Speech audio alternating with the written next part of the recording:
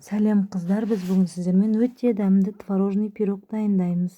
Бізге қажетті заттар: 3 жұмыртқа, 1 чайный ложка разрыхлитель, 150 грамм қаймақ, 280 грамм ұн, 500 грамм творог, 200 грамм құмшекер, 150 грамм сармай қажет.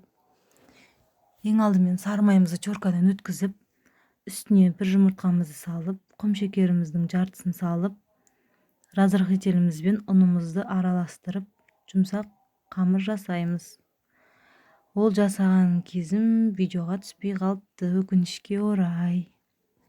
Осылай жұмсақ етіп қамыр жасап, холодильнигімізге жарты сағатқа қойып қоямыз. Бетін салафанмен жауып қоямыз. Енді біз салмасын дайындаймыз. Творогымызды саламыз. Үстінен 2 жұмыртқамызды саламыз.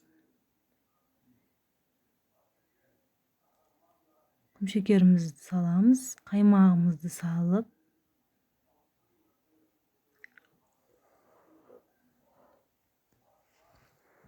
миксерлейміз.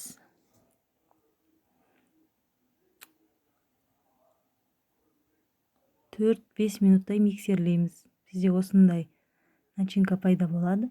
Енді қамырымызды қойып, қолымызбен пергамент қағаздың үстіне жайып шығамыз. Топ-томалақ етіп, барлық жерін бірдей қылып жаямыз. Сыртына қарай қамырымызды жібереміз. Творогымыз ағып кетпеу үшін.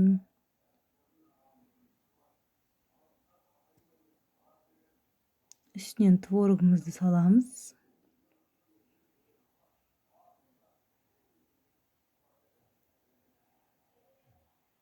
Үстінен жайып шығамыз.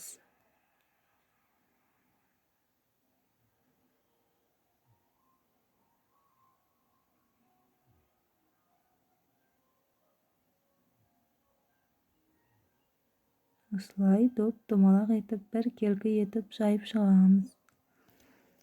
Үстіне әсемдеу үшін біз долана вареньесінен қойдық.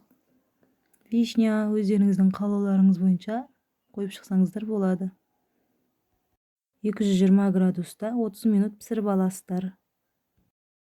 Барлықтарыңызға ас болсын.